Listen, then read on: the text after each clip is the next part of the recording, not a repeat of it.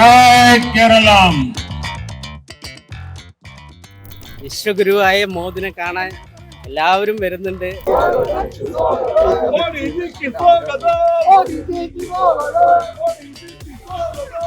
യു.പിയിൽ നമ്മൾ പോയില്ലെങ്കിലും ഭയങ്കര പുരോഗതിയാണ്. ജനങ്ങൾക്ക് വേണ്ടത് എല്ലാം കൊടുക്കുന്നുണ്ട്. ഇന്ത്യൻ്റെ ഗവൺമെൻറ് വന്നാലേ ഇവിടെ പുരോഗതി ഉണ്ടാവുകയുള്ളൂ, അല്ല ഇവർക്ക് സാധിക്കില്ല, ചെയ്യൂല. Hello, welcome to the News Minutes election coverage. Currently we are in Palakkad at a Narendra Modi rally. ജയ് ഭാരത് മാതാ കി ജയ്. നരേന്ദ്രമോദി എന്ന് പറയുന്ന വിശ്വ നേതാവ്, ലോക നേതാവ്, ലോകത്തിന് ഗുരുസ്ഥാനം നിൽക്കുന്ന ഒരു വിശ്വ നേതാവിനെ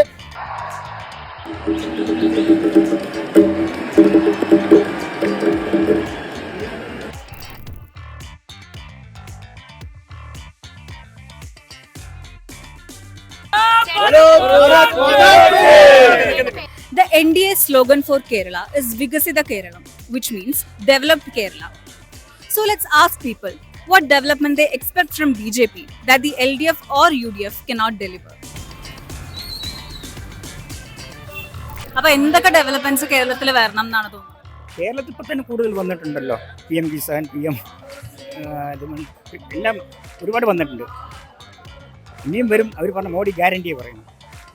ആ വിജയത്തിന് അതിന് ശേഷമാണ് ഞങ്ങൾ ഇവിടുത്തെ എന്ത് വികസനം കാഴ്ചവെക്കുന്നത് തീരുമാനിച്ചിട്ടില്ല ഓൾറെഡി. തീരുമാനം മുൻകൂട്ടി ഞങ്ങൾ പറയില്ല.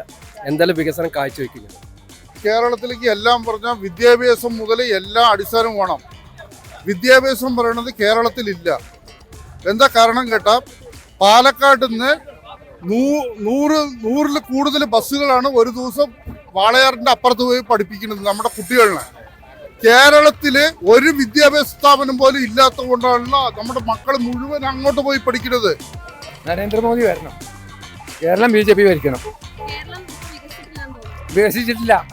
മറ്റു സംസ്ഥാനങ്ങൾ പോയി നോക്കണം, അപ്പോഴായിരിക്കും. ഏത് സംസ്ഥാനം? നമ്മുടെ അയൽ സംസ്ഥാനം തമിഴ്നാട് പോയി നോക്കണം.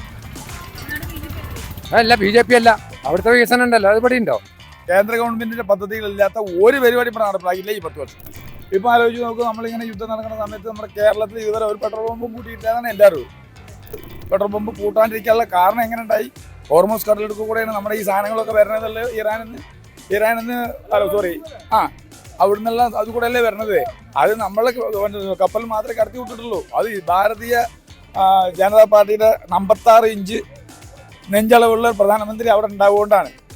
കേരളത്തിലിപ്പോ നടന്നുകൊണ്ടിരിക്കുന്നത് BJPന്റെ ഭരണമാണെങ്കിലും അങ്ങനെയല്ല ഞാൻ പറയണത്. ഇതിപ്പോ ഇനി വരാൻ പോണത് നമുക്ക് BJPന്റെ കാലമാണ്. അത് നമുക്ക് ഇവിടെ ജനക്കൂട്ടം ഇവിടെ കൂടിയ കണ്ടപ്പോൾ നമുക്ക് മനസ്സിലാവുന്നുണ്ട്. നരേന്ദ്രമോദിയെ കാണാൻ ഇത്രയും ജനങ്ങൾ ഇവിടെ വന്നിട്ടുണ്ടെങ്കിൽ ഇവിടെ BJPനെ ജയിക്കുന്നു. വികസനം ഇപ്പോൾ ഇതുവരെ എല്ലാം ഒന്നും നടപ്പാക്കുന്നുള്ളവർ ഇടതും വലുതും. ഇനി നമ്മൾ വന്നാലേ ഫുള്ള് നടപ്പാക്കും. എല്ലാ വികസനം ജനങ്ങൾക്ക് വേണ്ടി ചെയ്യും. വീട് കൊടുക്കും, വെള്ളം കൊടുക്കും, ഇലക്ട്രീഷ്യൻ കൊടുക്കും, എല്ലാം കൊടുക്കും. ഇനിയിപ്പോൾ എന്തായാലും ഒരുപാട് സീറ്റ് കൂടെ കിട്ടും. ഇക്കുറി എന്തായാലും ഭരണമില്ലെങ്കിലും അത്രയും സീറ്റ് കിട്ടും. നമ്മളിപ്പോൾ ഒരു 40 സീറ്റൊക്കെ ഉദ്ദേശിക്കുന്നുണ്ട്. ഇനി എത്ര കുറയുന്ന അറിയില്ല. ചിലപ്പോൾ ഏറാനും ചാൻസ് ഉണ്ട്. 20 കുറയില്ല. മേജർ രവി സാറാണ് രാജ്യസേവനത്തിന്റെ തുളുമിനീന്ന് അങ്ങേയറ്റത്തെ ഒരു മൂർത്തി ഭാവമാണ് നമ്മുടെ major Ravi sir. Major Ravi sir എന്ന് പറയുന്നതാണ്, ഞങ്ങൾ ആർമി സ്കൂളല്ല സൈനിക് സ്കൂൾ കൊണ്ടുവരും. കാരണം എന്താണ്? സൈനിക് സ്കൂൾ കൊണ്ടുവന്നു കഴിഞ്ഞാൽ എല്ലാവർക്കും അവിടെ അഡ്മിഷൻ എടുക്കാനുള്ള ഒരു അവസരം കിട്ടും. ആരോഗ്യരംഗം വളരെ നല്ലതാണെന്ന് നമുക്ക് എങ്ങനെ പറയാൻ സാധിക്കുക? ഇപ്പോഴും പല ആശുപത്രികളിലും മരുന്നില്ലാത്ത ചുറ്റുപാടുകളും കാര്യങ്ങളും ഉണ്ട്. അപ്പോൾ പറയുമ്പോൾ നമുക്ക് എന്താ വെച്ചാൽ നമ്പർ 1 ആണ്, ദൈവത്തിൻ്റെ സ്വന്തം നാടാണെന്നുള്ളത് പറയാന്നല്ലാതെ കേരളത്തിൻ്റെ അവസ്ഥ വളരെ മോശമാണ്. കാരണം കേന്ദ്രം ഭരിക്കുന്നത് നരേന്ദ്രമോദിയാണ്.